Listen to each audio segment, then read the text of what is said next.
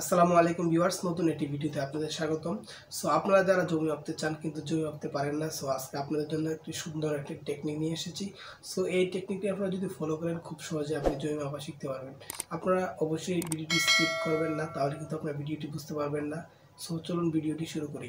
তার জন্য ভিউয়ার্স আপনারা একটি কাল্পনিক ক্ষেত এঁকে নেবেন। যেমন আমি এখানে একটি আয়ত এঁকে নিয়েছি একটি ক্ষেতের মতো।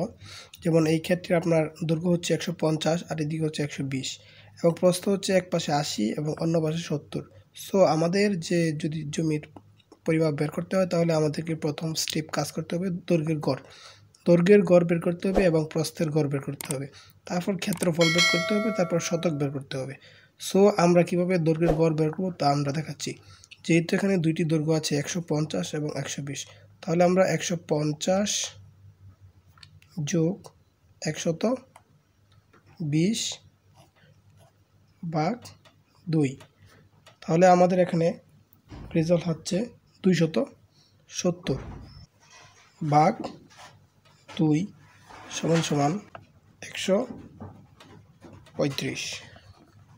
সো আমাদের এখানে দৈর্ঘ্যের গড় বের করা শেষ। সো আমরা এখন চলে যাব প্রস্থের গড় বের করার জন্য আমরা দুটি প্রস্থ একসাথে যোগ করব এবং 2 দিয়ে ভাগ করে নেব।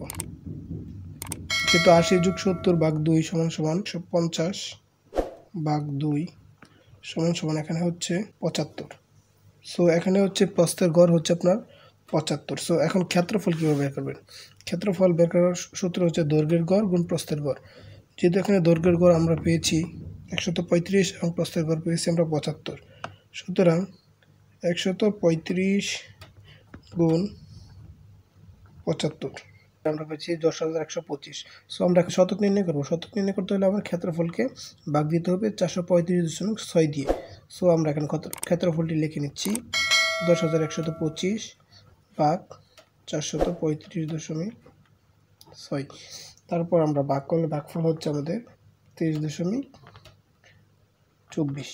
সো এখানে আপনার জমি আছে মোট 23.24 শতক জমি এখানে পাওয়া গেছে। সো আপনারা এভাবে খুব সহজে আপনাদের জমি মেপে নিতে পারবেন। সো তার জন্য আপনার প্রথমে যে কাজটা প্রথমে আপনার দৈর্ঘ্য প্রস্থ এবং সঠিকভাবে মেপে নিতে হবে। তারপর সেম এই নিয়মে পুরোটুকু করে নেবেন। এভাবেই আপনারা খুব সহজে মেপে নিতে পারবেন। তো ভিউয়ার্স, আশা করি ভিডিওটি অনেক বেশি আপনার জন্য হেল্পফুল হয়েছে। যদি ভিডিওটি ভালো লেগে থাকে অবশ্যই লাইক করবেন এবং চ্যানেলটি সাবস্ক্রাইব করবেন এবং সুন্দর একটি কমেন্ট করে যাবেন।